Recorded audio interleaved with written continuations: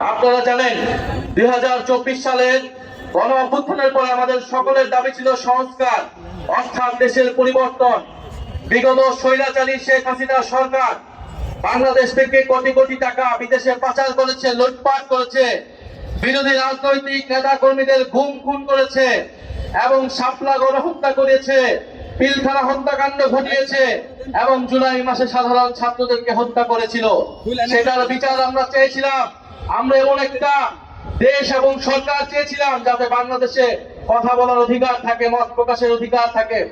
সেই কারণে সংস্কারের দাবি এসেছিল এবং আপনারা দেখেছেন 32টি দল মিলে দীর্ঘ 6-7 মাস ধরে আলোচনা করে তারা জুলাই সনদ প্রণীত করেছিল এবং সেই জুলাই সনদের জন্যই পরবর্তীতে নির্বাচন হয়েছিল, গণভোট এবং সংসদ নির্বাচন একসাথে হয়েছিল।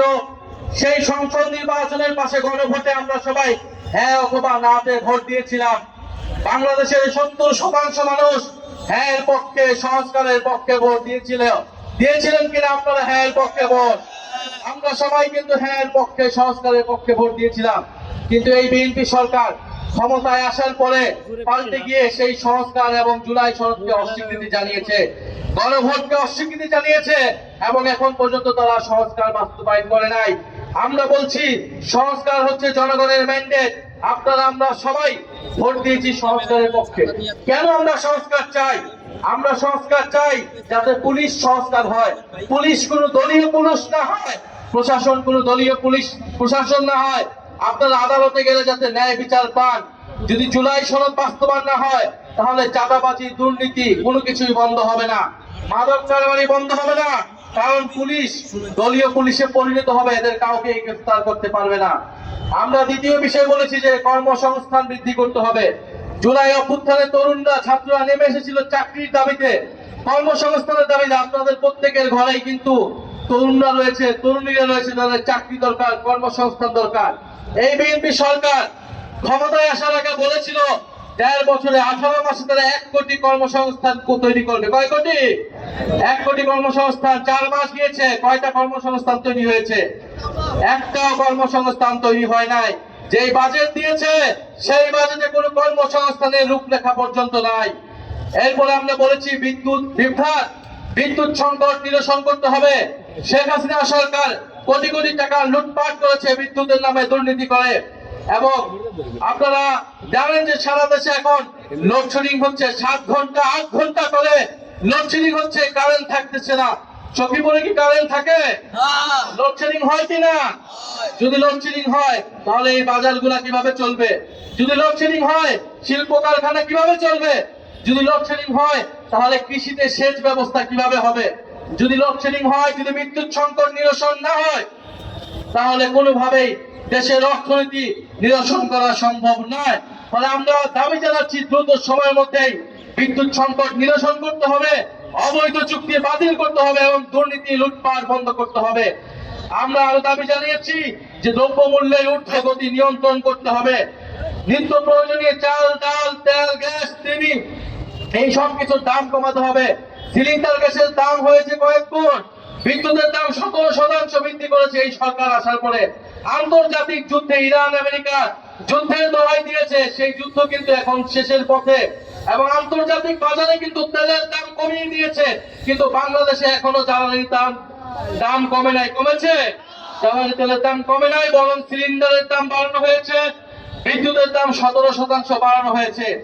আমরা এছাড়াও আরো বলেছি সীমান্তে আমাদের ভাই বোনদেরকে হত্যা করা হচ্ছে, ভারতীয় নাগরিকদেরকে বশীর করা হচ্ছে বাংলাদেশে অবৈধ বাংলাদেশি বলে।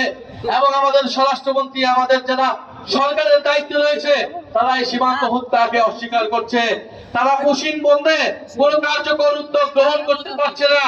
আমরা বলবো রোহিঙ্গাদেরকে এরকম বাংলাদেশে প্রবেশ করিয়ে বাংলাদেশের উপর একটা বোঝা চাপিয়ে দেওয়া হয়েছে।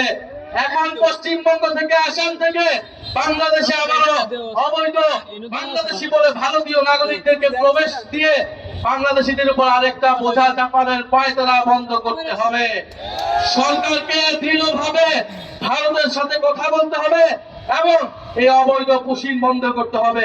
প্রিয় সখীপুরবাসী, আপনারা জানেন গতকাল সাভারে আমাদের যে কর্মসূচি ছিল, শান্তিপূর্ণ কর্মসূচিতে ককটেল ফাটিয়ে বোমা ফাটিয়ে তারা মনে করেছিল আমাদের পদযাত্রা বন্ধ করবে, আমাদের পদযাত্রায় জনজোয়ার বন্ধ করবে, কিন্তু তারা সখীপুরবাসী প্রমাণ করে দিয়েছে এই সকল ষড়যন্ত্র পরিকল্পনা ব্যর্থ করে দিয়েছে আজকের এই সখীপুরের পদযাত্রা পথসভা।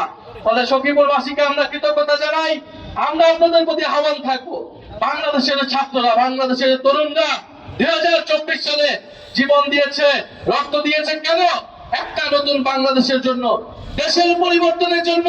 যদি দেশের পরিবর্তন না হয়, যদি মাদক কারবারিরা থেকে যায়, যদি এই সকল দোকানপাট থেকে লুটপাট হয়, দুর্নীতি হয়, চাঁদাবাজি হয়, তাহলে এই সকল রক্তত্যাগ, আত্মত্যাগের কোনো মূল্য কি থাকবে? কোনো মূল্য থাকবে না।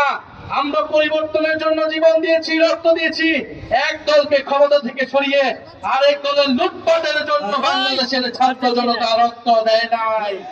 ফলে আপনারা ভয় পাবেন না। বিগত সময়ে একটা দলের শাসন ছিল, আর কোন দল কথা বলতে পারতো না। কথা বললে জেলে নিয়ে যাওয়া হতো, গুম করা হতো, হয়রানি করা হতো। আমরা দেখছি বাংলাদেশকে আবারও সেবার একদলীয় শাসনের দিকে নিয়ে যাওয়ার চেষ্টা করা হচ্ছে। এক ক্ষমতাসীন দল, সরকারি দল, শুধু তারাই কথা বলবে, অন্য দলকে কথা বলতে দেওয়া হবে না। সংসদে আমাদেরকে কথা বলতে দেওয়া হয় না। আমরা জনসভায় কথা বলতে গেলে ককটেল ফুটানো হয়, বোমা মারানো হয়। এই একদলীয় শাসন যদি আবার শুরু করার কথা কেউ ভাবে, আওয়ামী লীগের পরিণতির কথা আপনারা ভাববেন।